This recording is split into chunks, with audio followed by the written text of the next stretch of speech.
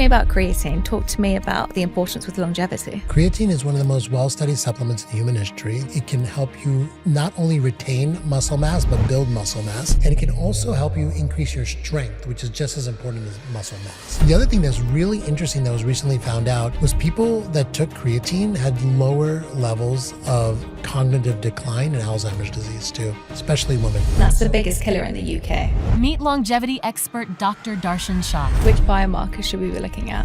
Vitamin D levels is very important. 90% of people are chronically low in vitamin D. I'd love you to mention for people that don't understand why you're saying K2. If you don't take it with K2, it's going to also absorb a lot of calcium with it. And calcium can deposit itself in blood vessels and other places. You don't want to overabsorb the calcium. I worry that longevity has now become a trend. Longevity has been around for a long time, but people keep assigning different definitions to it based on what they're trying to sell you. What is functional medicine? We always start building this pyramid at the base of nutrition, exercise, sleep, and emotional health. And then we build up from there by adding functional medicine. I said this morning to one of my friends, what do you think about peptides? And his answer was, I think I'm scared about them. When I think about testosterone, many years ago, we were all thinking that we should be taking testosterone. And now we realize that's not the truth. So how would you answer that? Great question. So the way I would think about it is, if you are a regular listener to this show or Live Well Be Well, or this is your first episode you're listening to, I really want to ask just a very small, quick favor. If you could please hit the subscribe button or leave a review, this helps the show more than you can imagine. It means the world to help growing this show. And you all know that I have a huge thing to want to hit 100,000 on YouTube this year, and I can't do that without your support. I really aim to bring you the best guests possible out there, and I pride myself in doing that for the show because it's so important. But to keep the guests coming, to get them to be bigger, and to bring more helpful information to your ears and your eyes, I really would love to ask you to subscribe to the show. Thank you. Well, I am here in one of your longevity clinics in LA, and I think it's really interesting because I want to delve everything into longevity today. It is the biggest buzzword of 2025, leading into 2026. It's only going to get bigger. I think it can be very confusing for people. I worry that longevity has now become a trend. I want to start with a quote, okay? And this is what I think captures where so many people feel right now, which is, in a world drowning in health advice, the smartest thing you can build is discernment. And so I want to begin there. What actually works when it comes to longevity, and what is longevity? Yeah. So, longevity has been around for a long time, but people keep assigning different definitions to it based on what they're trying to sell you, right? And so there was a time, I think over 100 years ago, where people were selling snake oil, and they said snake oil will help you live longer. And then snake oil became the longevity product of the time. And then guess what? People found out it was just snake oil and it didn't work, right? And so, unfortunately, that whenever there is a basic human need and desire to have something, people will try to sell it to you, and they'll try to overblow the promises and to take your money, sadly, right? Yeah. But the reality is longevity, and the newer definition is, you see all these biohackers trying to do everything under the sun, and they spend millions of dollars on their health to try to live longer and add more years to their life. And the reality of the situation is you don't need to spend millions of dollars. You don't need to do all the 5,000 supplements. We've actually had the technology to live over 100 years for centuries now. They do this in the blue zones, right? Damn, yeah. Yeah, exactly. And so people have figured this out a long time ago. And to me, true longevity, the definition of longevity to me is that we add healthy, productive years to the life that you're going to live, right? Whether it be to 85, 90 or 100 or more. And the reality of the situation is we know that we have this technology. Unfortunately, our environment and our habits and our routines and our lifestyle have been working against our bodies, and we're actually living less and less healthier lives. But the funny thing is that we're living longer, right? Through medical technology, through pharmaceutical agents, through surgeries, through hospitals, all of that. So we're living in this really weird space right now in 2025 where we've added many, many years to our lives already. Our life expectancy has doubled in the last 150 years. But a lot of those years are being filled with unhealthy years. And so there are things that work, and your audience is, might be a little surprised. It's probably things they already thought of, like is all the things you do in the blue zone. Really getting your nutrition right, really getting your sleep and your movement and your stress management right. But the really cool thing is that now we have modern day technology and tools to help us do this and to counteract our environment, but also to help us point our lifestyle in the right direction. And so when I talk to my patients that come and see me, and we have thousands of patients all over the world now, is we always start building this pyramid at the base of nutrition, exercise, sleep, and emotional health. And then we build up from there by adding functional medicine, which is, we can talk a lot about functional root cause medicine. And then on top of that, we add some of the cool new technology around biohacking. And so we kind of build this pyramid based on your routines and daily lifestyle habits. So you mentioned there functional medicine. Yeah. It's one of the most fascinating areas of health, but a lot of people might still be confused exactly what this is. Now, some people listening to this might have seen a functional doctor. Some may have just heard this for the first time. So what is functional medicine? Thank you for asking me that question. So, functional medicine is what I use to change the trajectory of my health after I got my nutrition, exercise, and sleep in order. And basically the way I like to describe functional medicine to people is it is all the things that medicine has kind of ignored as being a part of health. And the reason is because previously there weren't a lot of things that you could do about it, right? There weren't a lot of pharmaceuticals you could throw at it, not a lot of surgeries you can do. So we just never really addressed it. But if you really look at functional health, it's understanding that your hormones, that your gut, that your detoxification systems all have a lot to do with how healthy you feel and how long you can avoid chronic disease. A lot of people like to call functional medicine root cause medicine. And I like that term as well. Root cause medicine means that all the diseases out there, there's thousands of named diseases, right? We all know cardiovascular disease, that most people will die of a heart attack. We all know Alzheimer's, neurodegenerative disease. We all know about diabetes. All of those are due to 8 or so root causes that Dr. Jeffrey Bland described back in the 80s. And those 8 root causes, if you can optimize along those 8 areas of your biology, you will avoid all of the diseases out there. And the side effect of avoiding disease is not all depressing, just avoid disease all the time, is you actually feel incredible. And so functional medicine is a route for you to put into place habits and treatments and therapies that were not available in traditional medicine to truly, truly become your healthiest self. And that's why I love functional medicine, because people just feel great after they put this into practice. So what would be some areas of, looking at functional medicine was that next upgrade from sleep, movement, like the foundations of health that we should all be doing? Tell me some areas of functional medicine. Okay, let's talk about those 8 root causes and what we can do. So one of the root causes, which I think is the most important root cause, is poor metabolic health. Poor metabolic health, as you know, is how our body is able to handle the energy that is in our bloodstream all the time. Usually that comes from our food. And people have poor metabolic health right now. In fact, in America, 80% of people have poor metabolic health. This was just a study published last year.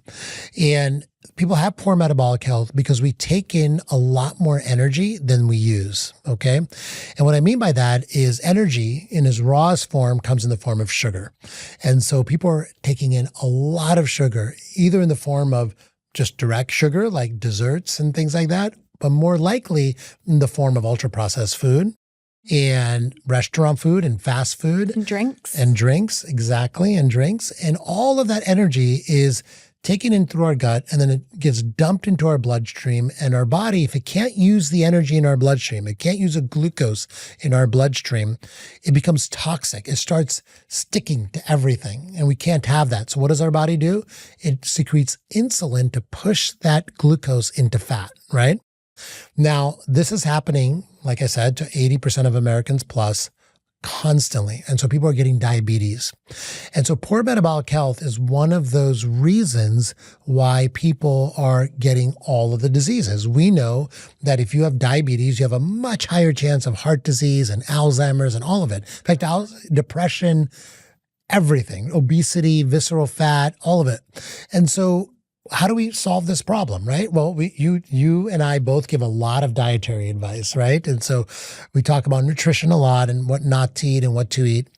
But I mentioned earlier, there's modern technology available that can help us kind of accelerate and really understand how to fix this problem.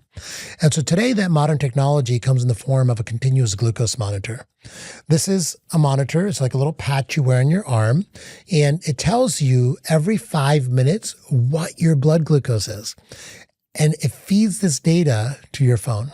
And when you have this data, you can see what is causing your blood glucose to spike and stay high. And once you know what that is, you can avoid those things. And what we do with our patients is we have them wear a continuous glucose monitor for 6 weeks, and they learn so much. They learn not just what foods spike their glucose, but also what habits are spiking their glucose. Habits such as starting a meal with a basket of bread, right? That is a massive glucose spike. Instead, start your meal with vegetables or a protein. That's going to keep your glucose low. Another habit that helps people control their glucose is after every meal, have about 5 to 10 minutes of activity, whether that means going for a walk or doing some squats or just anything. Don't just sit there or plop down in your bed or on a couch. Simple habits changes like that can keep your glucose levels steady. And even if you're developing diabetes or have developed diabetes, you can completely reverse this. And so it's a 6-week learning program with a continuous glucose monitor. We usually pair them with a nutritionist who can give them the advice and tell them why they're having spikes and why they're not.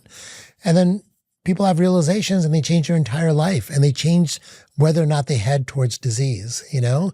So that's one of the 8 root causes. Would you like another example? I would. Yeah. I was actually thinking about something as you were saying that, because one of the things that I talk about, you know, a lot of my work is based in self-compassion. I get people to try and dance before they eat to move their body. And, you know, if you really want to make it boring, because it's fun, right? That's also part of the joy, but it opens up the GLUT4 transporters, which also helps bring in your glucose, and it helps start regulating that. So if you can start doing some movement before you eat, you're kind of priming your cells ready to be able to absorb that better. Exactly. And so it's, you know, not only is it fun, but also it's also better for your health. It is. Exactly. And so, you know, I find that really interesting. Like a small walk after dinner as well can help uptake those glucose, as you just said. And it's interesting that people, you know, we don't intuitively know these things, right? Like it's almost like our body tells us after a meal that we need to rest a little bit and digest, right? But it's that rest and digest, especially if you have a lot of carbohydrate that you've just eaten, that actually causes diabetes in the long term. So it's a little bit counterintuitive almost. And so the continuous glucose monitor is a great feedback mechanism using technology so that you really understand what's going on in your biology in the moment, right? Yeah. And so it's going to be really, really helpful.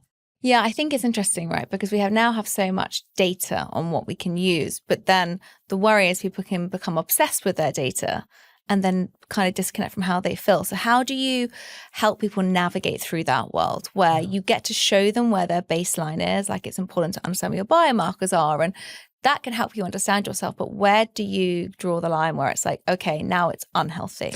You know, every person is very different in how they handle data. And you're absolutely right. There are a subset of people that get overwhelmed with the data and actually causes more stress, which is, as we know, a negative detriment to your health. So we don't want to create more stress for sure. And then you have a lot of people that are okay with looking at the data for a temporary amount of time while they're instituting behavior change, and then we stop looking. And then you have people that just want to know the data all the time, right? And so what we really try to do is there's never a one-size-fits-all solution in health. We have to be able to talk to our patients, understand where they're coming from at that moment, understand when it's helping and understand when it's hurting, and hold their hands through the process. For a lot of our patients that get data overwhelmed, we tell them don't look at the data. What we're going to do is you're just going to wear this thing for 2 weeks. You're going to come back in 2 weeks, and then I will look at your data for you. And then we'll compare it to a food log, and we're going to sit and we're going to talk, and we're going to discuss what's happening here, and we're going to learn together. And that's a really good way to help people that have too much data. You don't have to look at it yourself. However, I will tell you that the people that love the data, they make immediate improvements because they can see what's happening in real time. I can identify it. Exactly. And so it'll be a little bit slower if you're, too much data is overwhelming for you and you need me or a nutritionist or a coach to look at it with you, but that's okay. We're not in a rush here because whether it takes you 6 weeks or 6 months, you'll make the changes and those changes will last you a lifetime. And that's what's important, is to make habit and routine changes that last a lifetime. Yeah, I think that is the most important thing. I think people can find, I think data is really helpful to get people to understand where they are. But the thing that I find really interesting, and maybe you can help me understand this, is, so I love wearables and I'm wearing 2 right now, but I find I have to be really strict with myself because I'm the person who can become obsessed with data. Yeah. And sometimes if I'm looking at my sleep score and it's bad, I then feel worse. So how do you manage, how does one manage that? So I think sleep score is one of those that you can actually feel worse when you look at it, because you kind of, it's what you talk about. It's like you have this lack of self-compassion for yourself and you beat yourself up over getting a poor sleep score, And so I think sleep score is the one area that I tell people look at weekly averages more than the actual day-to-day data. Obviously, you're going to know if you had poor sleep, right? And so sometimes it's a good idea. I actually, put my ring that I wear on no Bluetooth mode, and I don't synchronize it until the week is over. But I keep a diary too. So I understand what day did I get poor sleep? What did I do that day? I look at my diary and I'm like, that's what happened. I had a dinner really too late. And when I have dinner at 9 p.m., I know my sleep gets messed up. I feel it's so much better to look at sleep on a week-to-week basis than it is to look on a day-to-day basis, right? Because then you can be more a student of your sleep and your behaviors rather than reactionary. So sleep is one of them that I don't look at it every single day.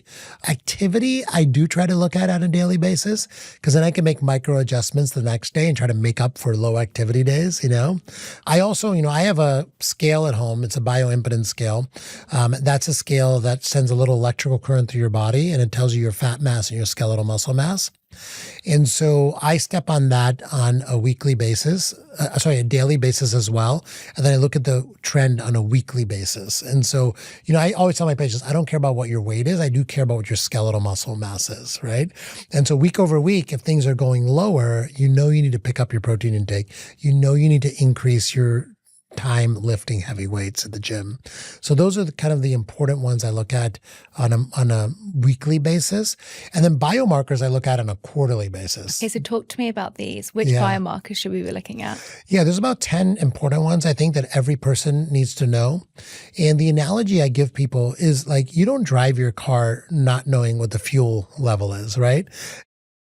You don't drive your car if you still have a non-electric car, not knowing that the oil is really, really low, right? Even the windshield washer fluid, you want to know, right? And so we drive our cars year after year, not checking anything, right? And so I agree. You do want to listen to your body. You do want to listen to yourself. However, the problem with listening to your body and listening to yourself is that our bodies are very resilient, especially when you're younger. And you can build up a lot of biological damage before you feel symptoms, right? So sometimes you want to look at how is your biology doing way before you have symptoms. And the way to do this is by looking at blood tests. And so some of the blood tests I like to look at are hemoglobin A1C. This is a 3-month average of your blood sugar level.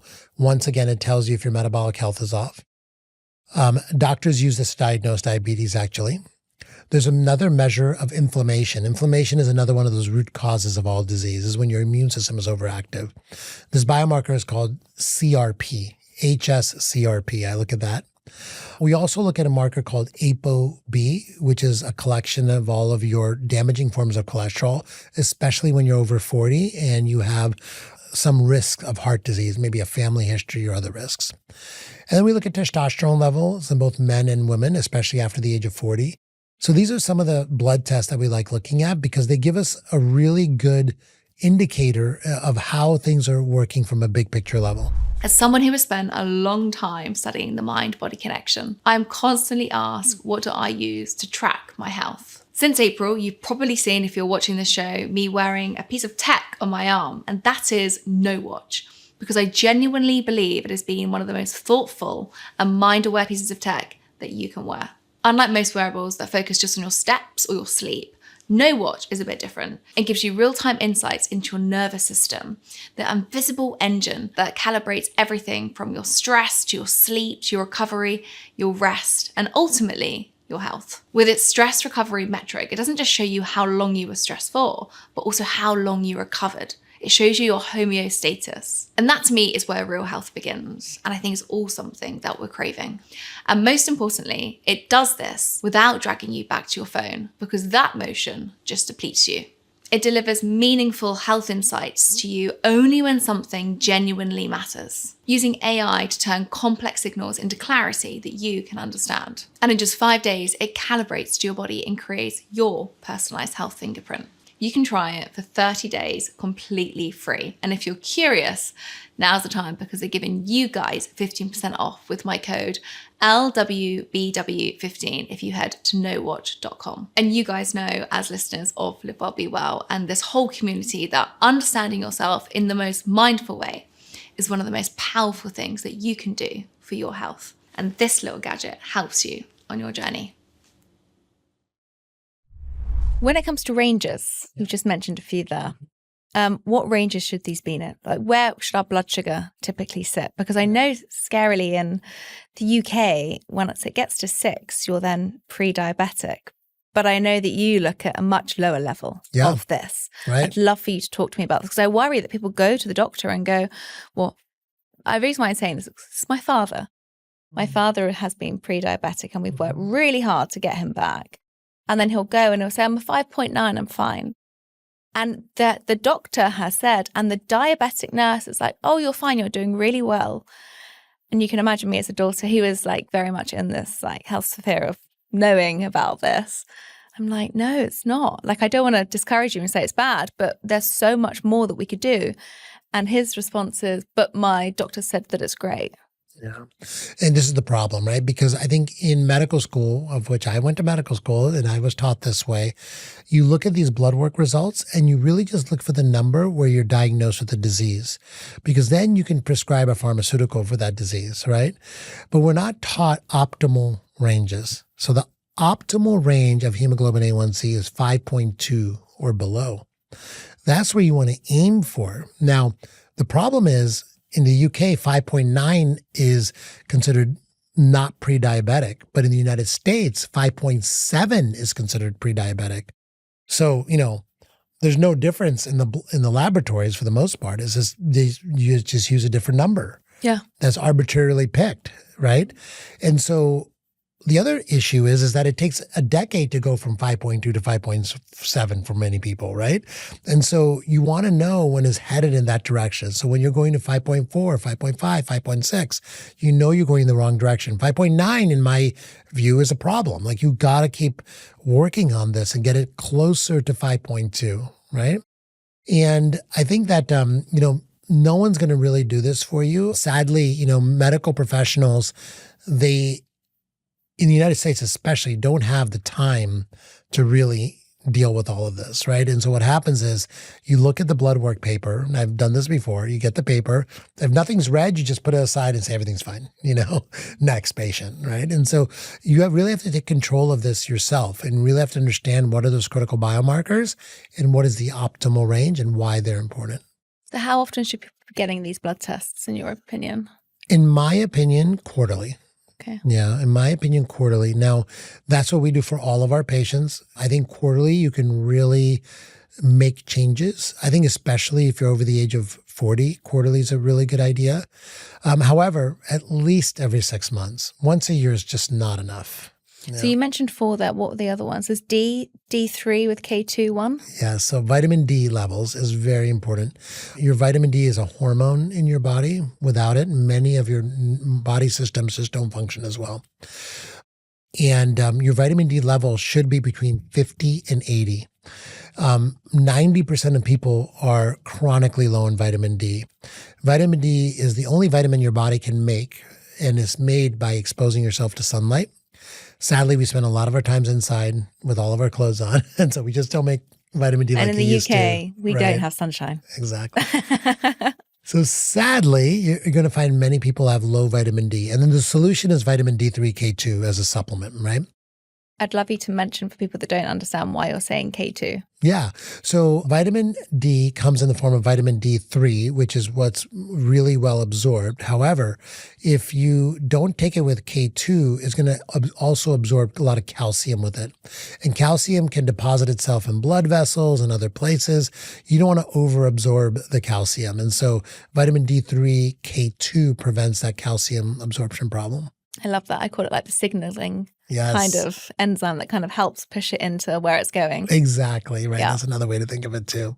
What else is on your list? Everyone's getting their pens and papers out. Yeah. And so just to make it easy for your audience, I do have this as a free guide on my website. So if you go to drshah.com/biomarkers, you can download a free guide to these biomarkers. And you can bring this guide, print it out, bring it to your doctor and say, I want you to test these things. And most of the time they'll be like, oh, okay, that's kind of cool. You have this. Yeah, sure. Why not? If they say no, then you have to push them. And if they don't do it, then there's ways you can get these blood tests yourself. In the UK, you can get them yourself. In the United States, you can go to any lab and get it yourself. So it's not hard to get it yourself. And believe it or not, it's really not that expensive to get these blood tests now. They should be available for less than $200. So then the other biomarker is vitamin B12. Okay, so this is another indicator of how much nutrition you're getting and how well your nutrition is formed. And if your vitamin B is low, then it generally means you're probably not getting enough nutrition in your diet along all your vitamin levels, right? And the solution is obviously get a better diet going, right? But what I would say is that, there's some targeted supplements I really like until you get your nutrition completely dialed in. And so vitamin B is another one of those supplements that I really like. That's also good to look at absorption, isn't it, of the gut as well. You can also see if there's some gut problems going on. Great point. Really yeah, a lot of people don't absorb enough vitamins as well. And so then you have to start healing your gut and getting it to absorb better. So really good point. So it's an indicator that something's not going on, that's not going correctly. Yeah. And then, a lot of the biomarkers that I look at are not blood tests. Like I mentioned, skeletal muscle mass is one, right? And so getting a special scale will give you this number every time you step on the scale. And what I would almost tell everyone to do is if you have a scale that just tells you your weight, you should throw it away. That number is not valuable. Everyone's weight is a combination of your muscle mass, your fat mass, your bone mass. And if you're trying to lose weight, the best thing you can do is increase your skeletal muscle mass.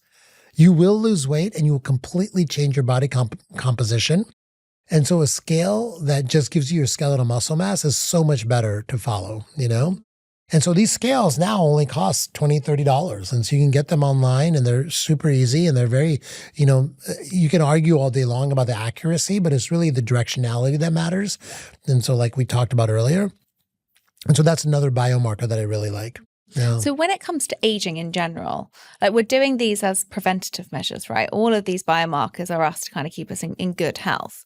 But when we're thinking about aging, well, I think that's everyone's, I wouldn't say fear, but maybe concern. People are aware that as they get older, they want to age well. They want to be able to move well. They want to not have joint pain. They want to feel supple and flexible.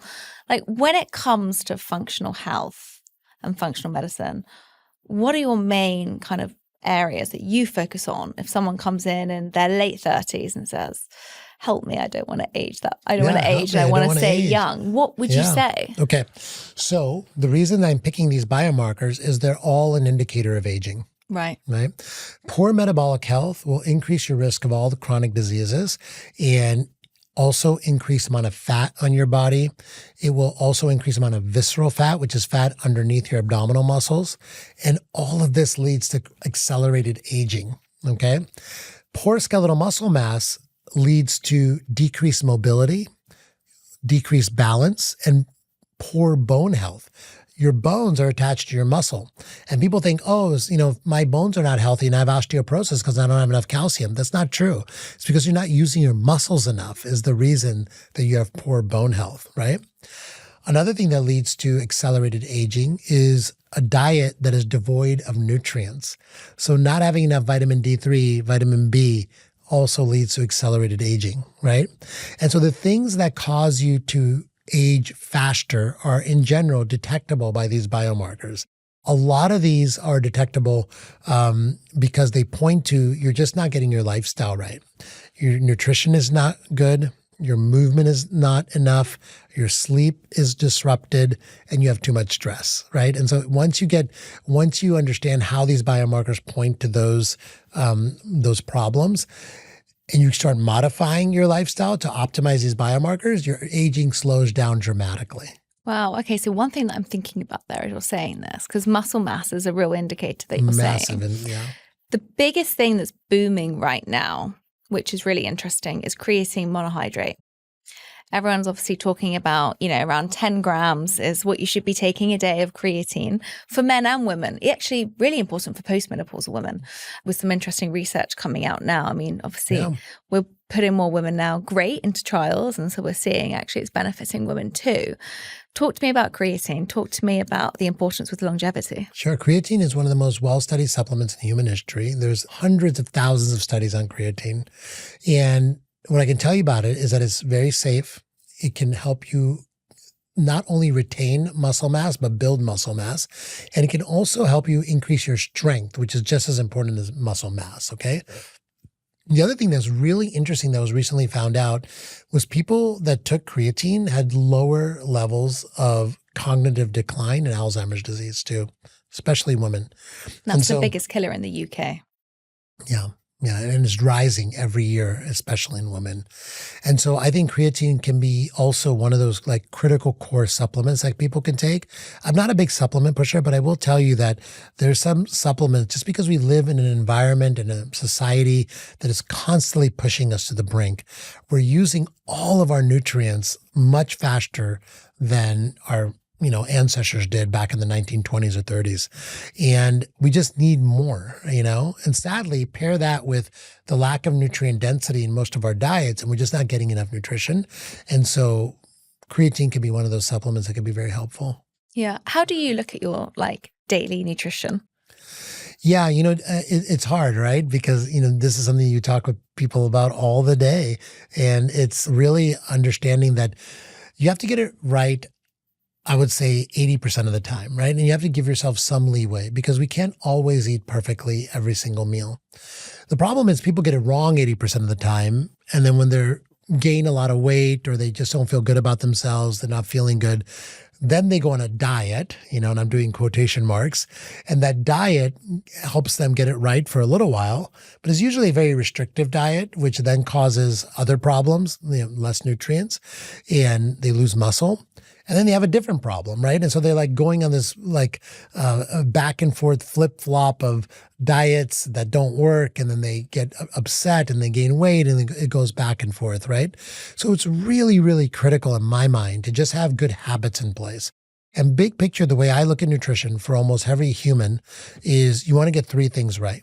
Number one is you want to start every meal with vegetables for the most part, if you can, and specifically high fiber vegetables, right? And so vegetables have a lot of nutrients in them, obviously, especially if you buy them organic, and especially have a good variety of vegetables. And one of those critical nutrients is also fiber. And fiber is critical to your gut health. It can really help you also move the food through your body, move toxins through your body, get glucose out of your body as well. Second is protein. We have a severe lack of protein intake in the United States and also in most Western countries. And so getting enough protein from well-sourced protein sources, whether you're vegetarian or you're a meat eater or a pescatarian, you can get enough protein in. And lastly is getting essential fats in, right? And when I say essential fats, I mean good fats from fatty fish, from olive oil, from nuts, from avocados, healthy fats. And if you can focus on those three things and just swear off ultra-processed food, naturally, for 90% of people plus, you're going to optimize your diet because you just can't help it but get an optimal diet. Think about it. If every meal, breakfast, lunch, and dinner, you start with a fibrous vegetable and lots of colors of different vegetables. Then you add in like a really good source of protein and you make sure that you have some olive oil on it or a handful of nuts or, maybe an avocado. You're going to be full. You're going to be satiated. You're going to feel great. And then, yes, I'm not saying swear off carbohydrates. Not at all. Carbohydrates are a very important part of our diet. That's the fiber. Right. Well, yes, it's true. Fiber is carbohydrates, but I'm talking about like starchy carbohydrates, fine. right? Yeah. Potatoes and breads and those kind of chips and those kind of things. Yeah, okay. But if you make that the last part of your meal, what happens is you naturally eat less of it. And you will prevent metabolic disease by eating in this pattern, right? And then just move a little bit before and after. And so, I know this is becoming, I'm trying to make it like really simple for people, but I just try to give people some simple rules that they can easily get some quick wins. And then obviously you and I both know it's not that simple sometimes. You have to customize it. You have to factor in gut health issues. Some people are sensitive to some vegetables, obviously. And working with a nutritionist can be very, very helpful to really dial in your diet. So that's how I look at diet, big picture. And then, I'm always measuring metabolic health with hemoglobin A1C. The minute it goes over 5.4, I'm like, we have to make a change. And that's when we start looking at putting a continuous glucose monitor on and start making some adjustments. I'm interrupting for one moment to ask one small favor. Please subscribe to the show. This helps it grow more than you know. And I'm so bad at asking this from you. I'm so bad at thinking about this. But my goal is 100,000 to get to on YouTube. And I really want to bring you more content and better guests and bigger episodes. And we can only do that with your help together. So please do hit subscribe. Thank you. I think a lot of these things are also like there should be the fundamentals of health, in my opinion, right? The interesting things that I wanted to ask ChatGPT, because I was like, longevity is such a big thing right now. Yeah. Let's see what, Chad thinks. Yes. So I said to him, like, what are some of the biggest questions that people want to know? And do you know what he said to me? I love that I'm actually making it a man. I don't know why. It's completely gender neutral. Yeah, it's an AI. You can change the voice. Literally. Yeah. It said that we all know someone who lives to 95, who smokes, drinks, and they do everything wrong, yet they still live long. It's an interesting kind of point on this, right? And I think about, so then I had to think about connecting this to a story within my family. One of my grandmothers was incredibly healthy. She had a walking group, so she walked 10 miles every week. She grew her own food. She was Christian and she worked very much in the community. She would always make sure that she was cognitively active. She was a teacher. So she would do all these things that you would say is really healthy, right? Right. She sadly got Alzheimer's and she had it for 12 years. So she was diagnosed in her 70s and, sadly passed in her 80s. And I would always say to my parents, you should be doing this and you should be doing that. And my mum's response was, well, your grandmother did all of it and got Alzheimer's. And I was like, good point. And then my other grandmother was the opposite. She was a vegetarian, but apart from that, she smoked, she drank, she had a very hectic lifestyle, the opposite of my other grandmother. And I'm like, wow, she lived till she was nearly 100. Wow. That's amazing. So explain that. Explain. Yeah. Okay, I'll give you two explanations. One explanation is about your healthy grandmother, right? That did everything right. There are hidden risks out there that people don't really consider. And specifically for Alzheimer's, there's a few that I think are really important to recognize. There's a lot of toxins in our environment right now, and she might have had some toxic exposure that could have led to her Alzheimer's disease, right? Now, the other thing is that even though people sometimes think they're eating healthy, you can still develop metabolic disease by the patterns of eating, right? And so it would be really interesting to know what was her hemoglobin A1C, for example. And lastly, there is a lot of variability in how people's hormones decrease as they go through life. Right. Okay. And so there's quite a few hormones that we know of, like testosterone, estrogen, but there's also like growth hormone, IGF-1, for example. There's thyroid hormone. And so sometimes aging decreases our hormones. We know that, right? Specifically sex hormones, testosterone, estrogen. Women fall off a cliff after perimenopause and then they go through menopause. So that could be a major effect for one grandmother, right? Especially if she had children very early and she had maybe early menopause too. The effects of this is compounding over more time. Because it's interesting because women get more, not more Alzheimer's.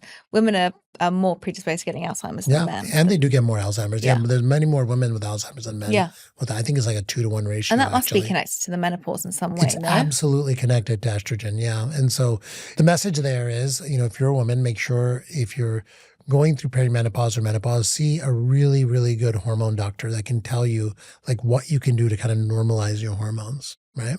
Yeah. And then you have your other grandmother that was smoking and drank alcohol and everything and lived to 90. And some people have just genetic resilience, really, really good resilience that they build up over time. And they are not genetically susceptible in anything. And in fact, they have genetic blessings that can help them detoxify a lot better than other people can as well. I, for one, don't want to play like genetic roulette, and I want to give myself the best chances that I can, not just to live longer. It's just really to be healthy for a long time, And so I think it's really important that, don't look at the people that won the lottery as something that is true for everybody. Some people win the lottery, right?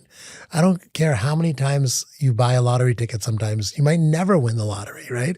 And so we have to kind of stack the deck in our favor, with our habits. So Alzheimer's is a big thing. I know you have like a 5-stage approach to Alzheimer's. This is probably the thing that I'm the most nervous of. One, because it's in my family. So I've seen it firsthand. I've seen how it can cause just a lot of pain to not just yourself, but also the people around you. It's one of those diseases that really affects the family, but it's massively on the rise. I've had so many different conversations on this show with Dr. Chris Palmer, where he talks about it as a metabolic kind of problem. And, we see a rise in obesity and we see a rise in mental health. I've had the brain doctors on here who talk a lot about, Alzheimer's and what we should be doing. It is on everyone's minds, I think, the fact that we could all get this at some point.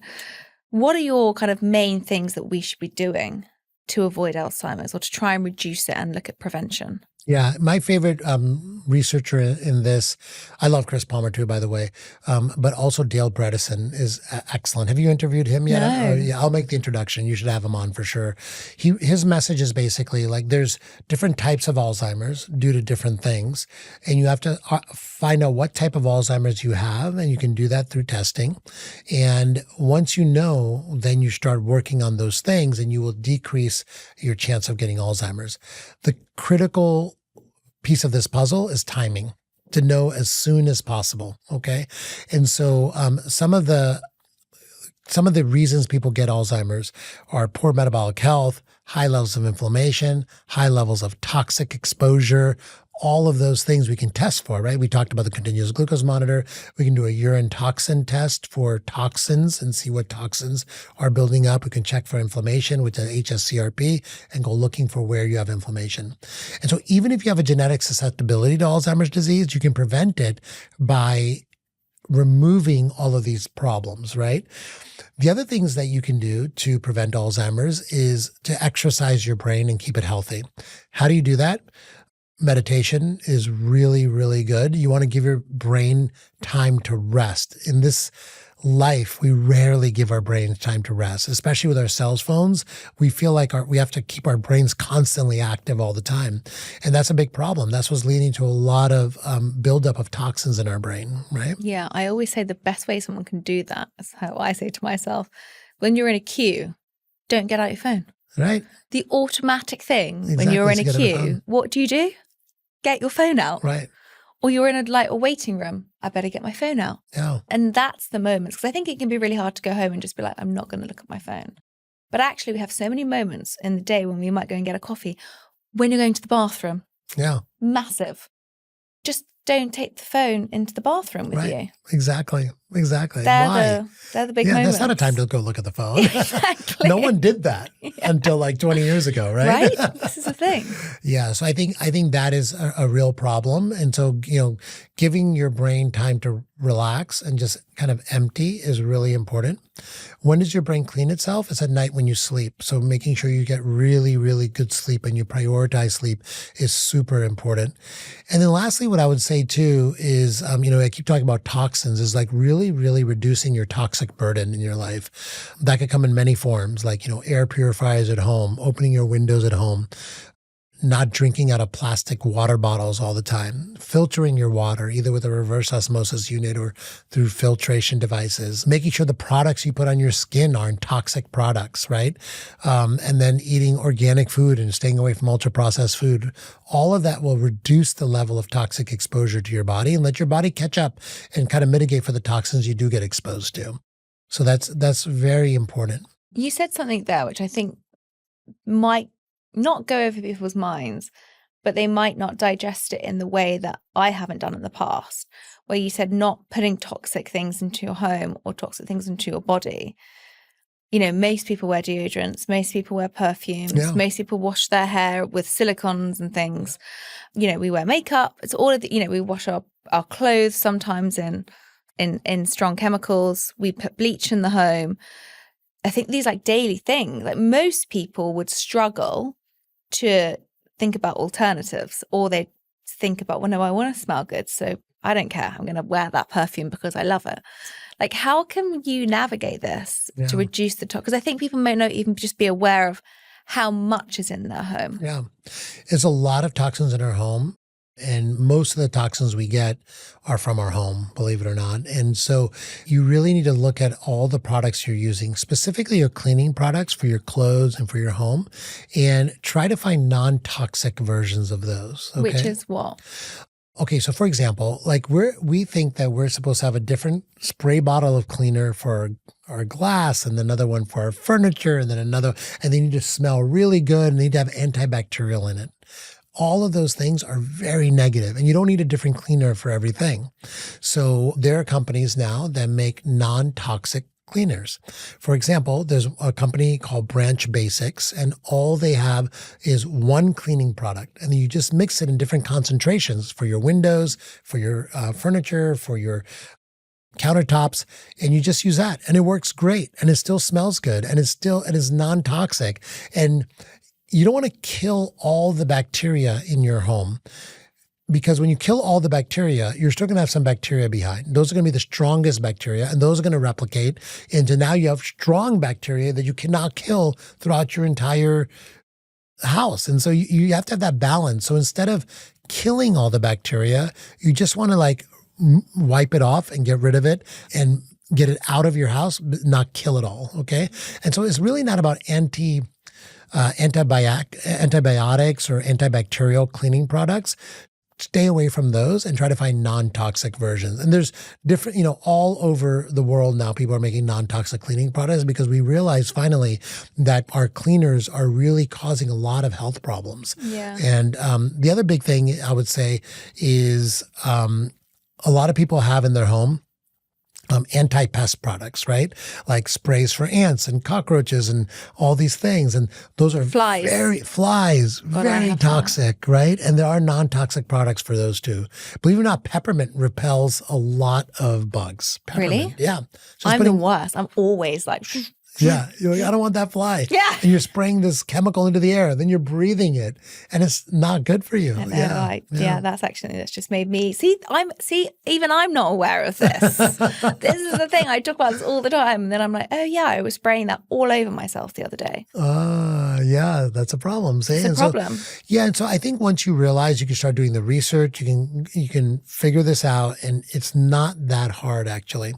I would say the other big hidden danger that we have, and this I think is going to become a major, major problem in the next decade, so you should know now, is microplastics. Oh, yeah. We did a big episode on this. You did. Great. Yeah. People need to listen to that episode. They do. Yeah. It's scary because I didn't want it to be a fear-mongering episode. No. That was the thing. And there was a lot of things. I mean, a lot of it was from kitchens, like your chopping boards and making sure you air your home correctly. Like they're quite actually simple solutions. Simple solutions, right? But it's just the awareness. But I think the worry about it is people can switch off because it sounds so scary or like there's no hope. Yeah. And we're surrounded by so much of it that it's like, well, what can we do? But there's actually a lot that we can do. There's a lot you can do. It is a Pareto principle. There's 20% of the actions that'll detoxify 80% of your life. So there isn't an unlimited list. There's probably like 30 or 40 things that you need to do. You don't need to do them all today. But if you do them like maybe one a week for the year, then in 1 year, you will completely detoxify your life better than 85, 90% of people out there. And your body can do the rest. Your body is made. It's an incredible machine. You have this liver, the most complicated organ that exists in us. Why do I say that? Because every organ in your body, except for your brain and your liver, we have a medical replacement for, but we don't have it for your brain or your liver. Okay. And so your liver is so complex because it can find toxins. It can get rid of them in your bile and your stool. And the rest of it you can get rid of in your sweat, by hydrating yourself well and going to the bathroom. You can get rid of toxins, but not when you're overwhelmed with toxins. You just can't catch up, right? So something I really want to touch upon, because I spoke to you this at dinner last night, is peptides. Yes, let's go there now. Because I'm dying to get there. Yeah. And this is how we're building the pyramid, right? We went from the basics of nutrition, exercise, sleep. We talked about functional medicine, hormones, detoxification, gut health. And now we can start putting in some of these fun, cool, kind of modern tech into our lives to really accelerate our health journey. And peptides is one of them. Yeah. So people might not know what peptides is. So before we even talk about this part, explain what a peptide is for people that have just no idea what we're talking about. Yeah. Peptides are chains of amino acids. And, we're all built from amino acids, right? Every protein that we eat, every protein in our body is made out of amino acids. Peptides are short chains of amino acids that your body uses as signaling molecules. Okay. It's really easy for our cells to make peptides. And so they make them to send signals to other cells in our body. The first peptide we ever created and isolated was called insulin. Insulin was a game changer because people and kids were dying of type 1 diabetes. So when we were isolated insulin, figured out how to make it and give it to these type 1 diabetic kids, they lived long, productive lives. And so it was a game changer. The second, I would say, game-changing peptide that we've all heard of is GLP-1. GLP-1 is a peptide that is made in our gut to signal you're not hungry anymore, and it causes you to decrease the amount of food that you're eating. Now, what's incredible about peptides is our body's been making them since the dawn of humanity. We make them naturally. This is not a chemical drug that we've synthesized in a lab. And so these peptides have multiple biological effects throughout our body. For example, there's actually GLP-1 receptors on your immune cells that tell your immune system to stop being so crazy and to calm down a little bit, And so these type of biological effects can be really, really beneficial. And so there's thousands of peptides that are in our body, maybe even tens of thousands, hundreds of thousands. We probably know about a few hundred of them. And just like GLP-1s, there's a list of these. There's different names. And we can get these compounded from compounding pharmacies. And they can send them to you and you can inject them. And so why are they injected versus a pill? Well, if you think about it, if you take any protein into your body, any chain of amino acids, your gut will break it down really rapidly. So you don't really get a good dose. And so that's why you have to inject it underneath the skin. So even oxytocin is a peptide, which I find really interesting. Yes. So there's a whole kind of area now of the longevity space of people looking at peptides. I have to admit, I have no really idea about them, which is why I was really interested to speak to you today about it, because it came up on a few panels that I was on. And, I don't have the expertise on that to talk about it. I don't know. And then a couple of my friends were asking about them and I really want to understand them. And I was like, okay, well, I think I need to talk about it on the show. Yeah. So here we are. And I said this morning to one of my friends, what do you think about peptides? And his answer was, I think I'm scared about them because, if I think, it was a really interesting example. So this is why I want to really talk about it, because I think there's a lot of confusion. He said, when I think about testosterone many years ago, we were all thinking that we should be taking testosterone. And now we realize that's not the truth. Like, it's very dependable on when you should be taking it and how much and what age. And there's so many factors now that we've understood about it. So his answer to me was, well, I feel similar about peptides. I don't really know much about it. And I worry in 10, 15 years that I could have done damage to myself. So I was like, great, that's where I'm going to start. Yeah. So how would you answer that? So here's how I would think about peptides. Peptides are natural biological signals that we've made, right? We said that. And when can you get in trouble with peptides? Well, if you don't dose it correctly, so you overdose on it, or you don't dose it the way the body would naturally use it, right? And so and that's what happened with testosterone, right? It was like people were taking way too much of it, way too long, too early in life, that it affected their fertility. And people learned the hard way, right? Because they were getting it a lot of times illegally. They weren't talking to a professional on how to use it. Exactly. And guess what? The same problems exist with peptides. So your friend has a right to be concerned for sure. And I would say that we have a lot of data on some of the peptides.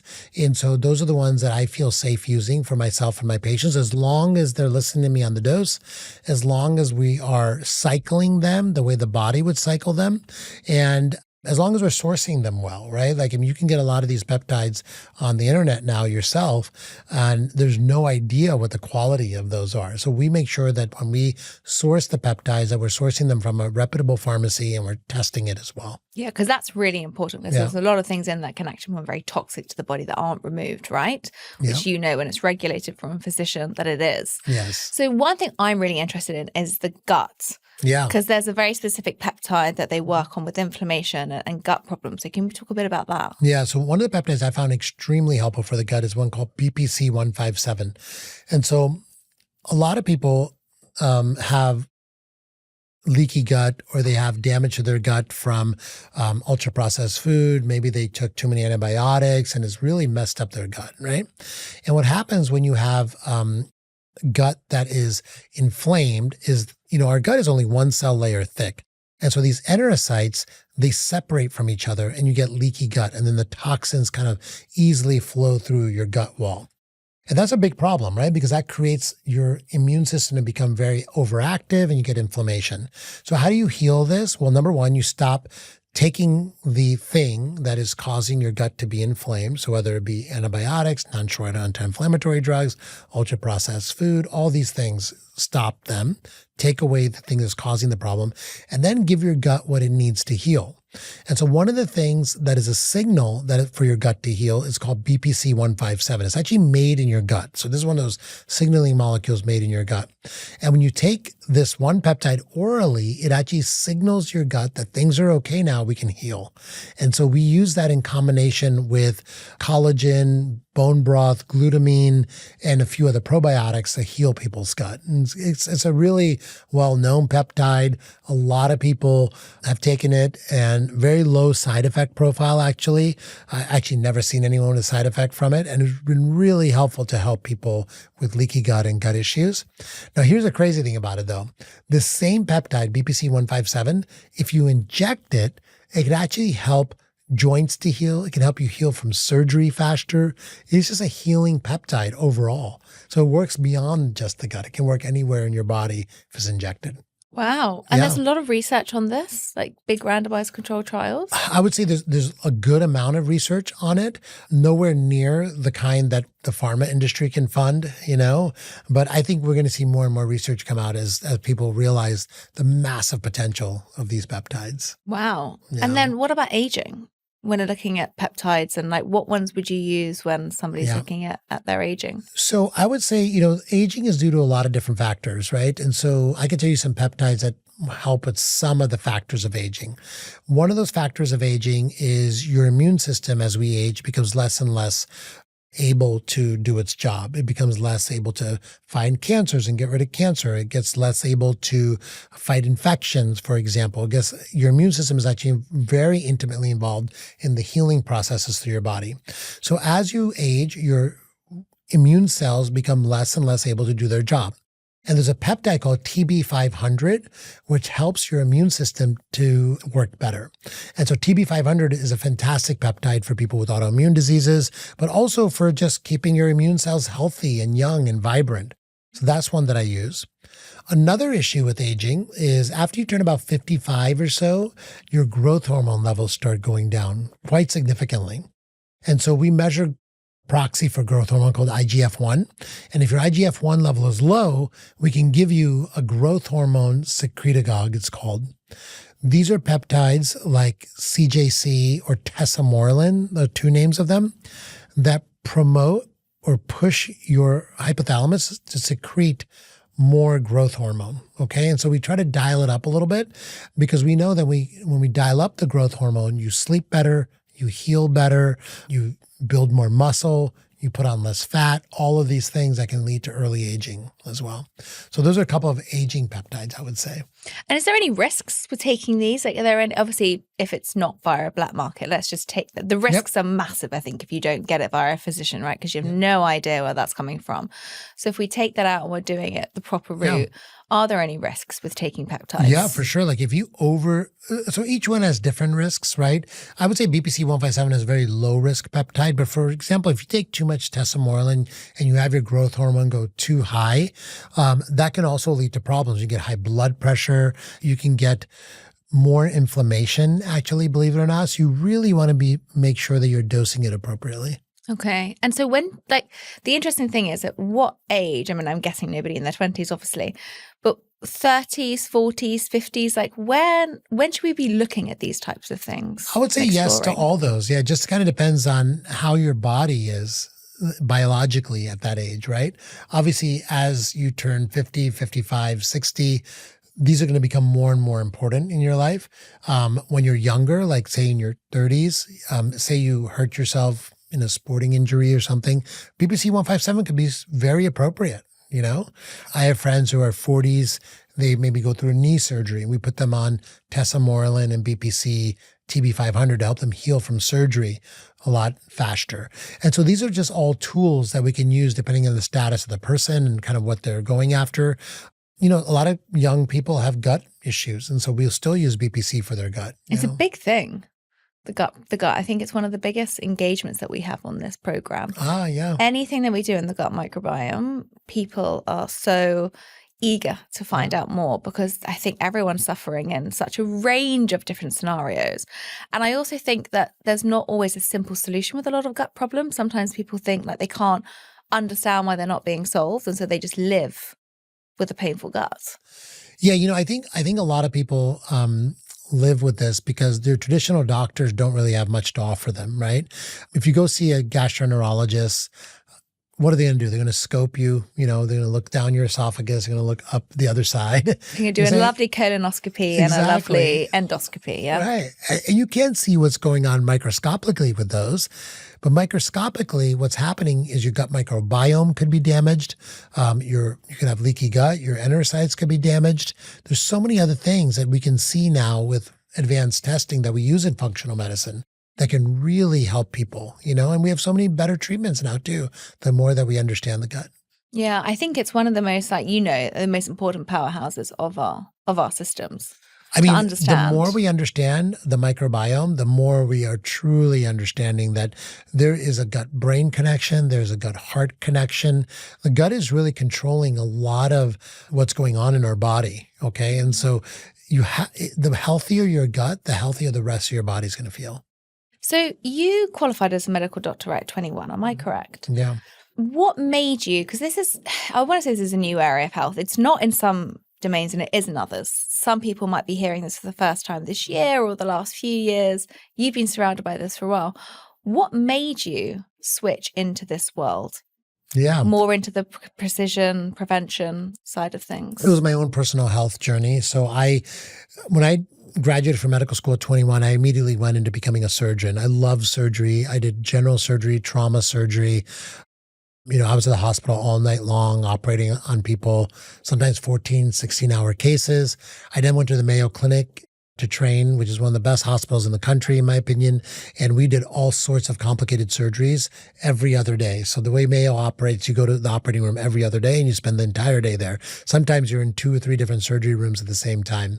And then I started to practice and I did that for a long time of surgery. And so I spent 25 years in surgery, and you can tell it's like hard work, intense work. And I got really sick myself, multiple medical issues, blood pressure, diabetes, autoimmune. And I needed to get healthy. And what I found in Western medicine was I just kept getting more and more pills to cover up the symptoms. And I just did not want to be on a handful of pills because I just kept feeling more and more horrible from the side effects of those pills. And so I was wanting to get off of my 10 prescription medications. So I went out there and learned the science of health. And it's a completely different science, And so I went out there and learned nutrition and exercise and functional medicine and got myself healthy. And that's what made me say, like, I want to practice this type of medicine now. I'm done being kind of a cog in the wheel of typical Western medicine, and want to do something different. How much do you think emotions play in that? How much do I think emotions play in health and wellness, or in my personal health and wellness? Yeah. Because I feel like your journey it's not the typical journey, because a lot of people don't always go to that extreme, but yours is you got to a point where it wasn't working and you saw a change. Yeah. But also that's an emotional journey at the same time. And health, I think, is an emotional journey. Yeah, absolutely. I would say for me personally, when I first did it, I was frustrated and angry. And as I got better, the emotions kept me going, right? Because I felt like finally I was taking care of myself. I was feeling better about myself. And I was feeling more energy and, like I could do more. People were telling me, you look so much better, Like I lost 50 pounds over the course of a year.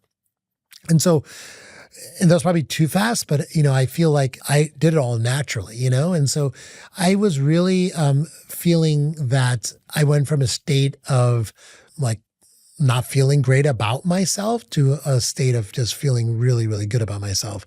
And so emotions kind of was the wind behind my sails, I would say, of this journey, I would say for most people, emotional health is another major category of where we need to focus our attention at the beginning, during, and after this health journey, right? And so some people have more effect of their emotional health on their overall health than others do. For example, people that have suffered traumas before, people that are really suffering from poor self-worth. You talk a lot about this. Yeah. And I think, you have to make that part of, I would say, the beginning of the health journey rather than the consequence of a health journey. I think a lot of people want to get thinner or, just look at the mirror and feel better about how they look. And they think that that's going to emotionally heal them somehow. And it doesn't do that a lot of times. It has to be the opposite, right? Yeah, it does. Because actually it's this never ending journey of acceptance. And health is, in an interesting way, health is a metric of control. Because you can control it. You can control your behaviors, right? Right. And so it's one of those things that you're like, well, if I tweak that and do this, I will naturally get to that state of looking in the mirror and feeling great. Similar to money. Yeah. Or if I if I get to my £1 million a year, I'm going to finally be happy. Yeah. When I get to 5 million a year, I'm going to finally be happy. When I get to 500 million, when I sell my company for $1 billion, and it's like, are you ever going to be happy? Enough. Right. It's interesting. And I think there's this, and I'd love to talk to you about it, and I'd love to know if your patients feel this, sacrificing parts of these external metrics for joy and happiness.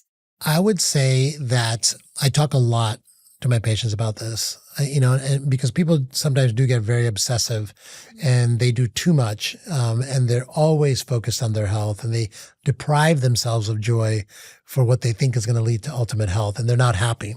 And I always say that that's causing you more damage than good. You're getting more stressed.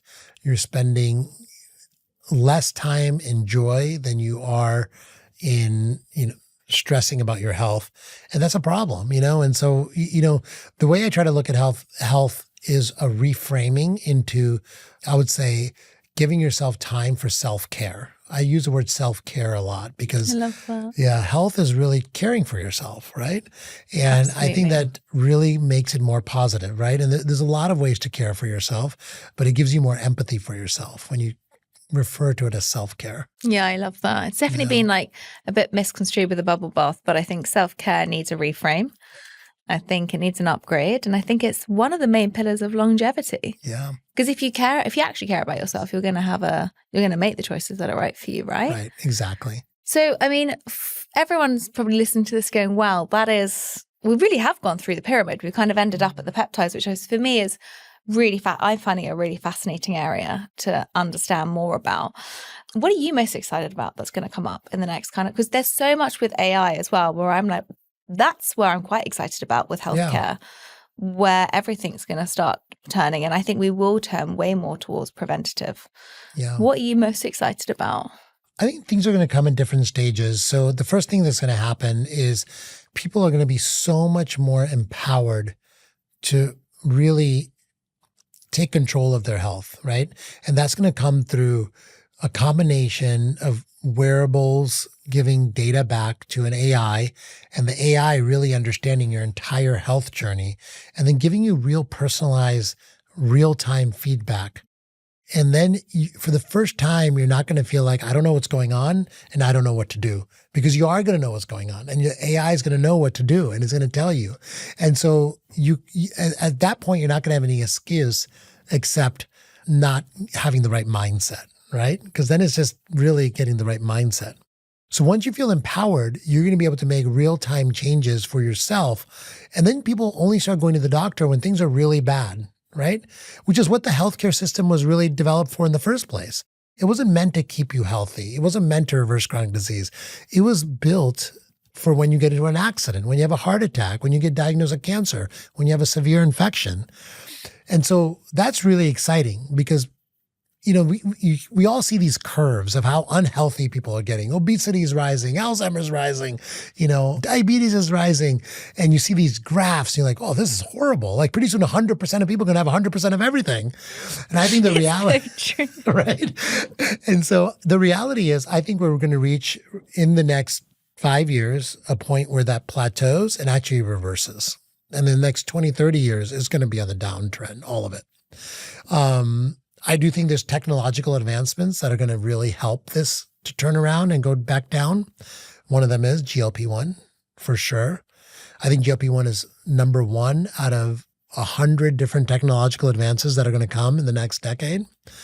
And the compounding effect of technological advances and people having agency and being empowered over their own health using technology is really going to lead to a place maybe in our children's generations where all of the problems that we talk about now are going to go away, And, I might be overly optimistic, but I do think that I'm echoing the sentiments of people that are really in this industry right now, that there's going to be a point where we virtually eliminate chronic disease in the next few decades. Well, it's like how we eliminated infectious diseases. Exactly. Right. Very and look, similar. we're going to struggle with some of it, right? Like we've eliminated massive amounts of death from infectious disease, but people still get infectious disease, right? We're going to eliminate massive amounts of death from chronic disease, but people will still have some weird things happen and go on. But then we're going to figure out those things too. And it's an incredible world out there. Like, I mean, I don't see how we don't constantly keep heading towards a life of mostly being healthy. Well, I love that because we need optimism. Yeah, I'm very without optimistic. that, we don't have. I mean, there's not a life worth living if we don't have hope and optimism. I mean, then it's all very. I love that you said it all feels very heavy because it can. Yeah. And I think that coupled with like just the overwhelm of what you're meant to do, people can sometimes just feel like a bit stuck. Yeah. Or, a bit numb and like not quite sure what they're meant to be doing. So I'm definitely educated in this podcast. So thank you so much for sharing all your knowledge. You're so welcome. And I'll give your readers one more tip. Yeah, please. Don't wait for someone to come to you and say, look, I made this app and it can tell you everything you need to do. Like, this exists right now. And so all you need to do is get your blood work done, take some of your wearable data, wear a wearable for a little while, take the data, export it, and take the PDFs of this and upload it to ChatGPT and just ask it questions like, what should I be concerned about? What are the things that I can do to improve the markers that are off? And then obviously, ChatGPT is not a doctor, so it discuss the results with a doctor, but you will get good information right now today. And the people I see doing this today are truly accelerating their pathway to staying away from chronic disease, right? And so all of the top 10 causes of death, the CDC publishes a top 10 list of why humans will die. These are all preventable things, right? Yeah. One of them is actually car accidents. So, you can prevent car accidents, wear your seatbelt, don't drive distracted and drunk. But also like heart disease is very preventable now. Alzheimer's can be prevented. Many of these diseases can be prevented. Diabetes, we talked about a lot today, can be prevented. And so you can do that now, today, everyone can do it. And so it's just understanding that you have the power and then just taking the steps. Yeah, right? I think that's the most important thing. It's the power and it's because a lot of people, I think, and you know what it's like here, but in the UK, you can't get a doctor's appointment and it can feel very frustrating. And then they have so many patients to see. You get 10 minutes and sometimes you're like, what, 3 things to ask you? And you can kind of just end up giving up and go, oh, well, it just feels too much of an effort. Yeah. So I think I love that you said ChatGPT because I do think like being curious with what we've got out there and obviously making sure that you seek medical advice afterwards. But some of these things are the basics. And so that's where ChatGPT can be a real help. Absolutely. And I think the advice your doctor is going to give you about, what vegetable should I eat today? How much protein should I be eating? All this stuff is like, you're not going to have enough time with your doctor to get this advice. And so I think we just need to stop being frustrated with this medical system and know that there's other solutions out there. AI is one solution. There's incredible practitioners just waiting to hear from you. Many nutritionists. There's, trainers at the gym. They're just waiting for you to call them. Waiting. Exactly. So give them a call and start making moves with your health, because I promise you they can add up if you do them. And detoxify your life. Like go out there and learn about, just type into the computer, what are the toxins in my house and how do I get rid of them? Yeah. The information is there for you, just waiting on your podcast. There's on a lot my of great podcast. information This waiting. is the whole reason I made this 5 years ago was because I struggled to find it. And I know it's very different, climate now that we're in, but it's changed my life, this show. The amount of conversations I've had on this show, the amount of knowledge that I've consumed, doesn't mean that I do it all. Doesn't mean that I live this like monk life at all, but I'm much more attuned to things that I know are going to be better for me than worse, as opposed to not being, I didn't have as much self-awareness before because I didn't have such an amount of information at my fingertips, which now I feel so grateful for. But I'm so grateful that I get to share it with everyone too. Yes, absolutely. Absolutely, yeah. So I always ask one question, and it's my final question, which is, Darshan, what does live well, be well mean to you? I was just thinking about this as a response to your last question, so I can answer it. So that's a really good question to end with. So for me, I think living well and being well is not about getting it perfect all the time, right? I don't get it perfect all the time, but I will tell you, because I get it pretty good 80% of the time, I'm living the most energetic life I've ever had, probably since I was like a teenager, right? And I'm 53 years old now. And so for me, living well is getting it right as much as I can day to day and sticking to my daily routines and really and daily habits so that I feel great and I can have more time with my friends and my family. And that's it. That's all there is to it. I love that. Yeah. Thank you. Thank you. Thank you, Darshan. I'm so glad we got to do this. Me too. Thank you for inviting me to your beautiful clinic, Next Health. If everyone wants to find more about you, obviously we know that they can go and download your biomarkers, but where else, what else can they find you on? Please tell them everything because you have so much. Yeah, well, thank you. So I have a podcast also called Extend that you were graciously accepted to be on as well. So thank you for doing that. Extend my podcast. And then also my social media handle is at Darshan Shah MD.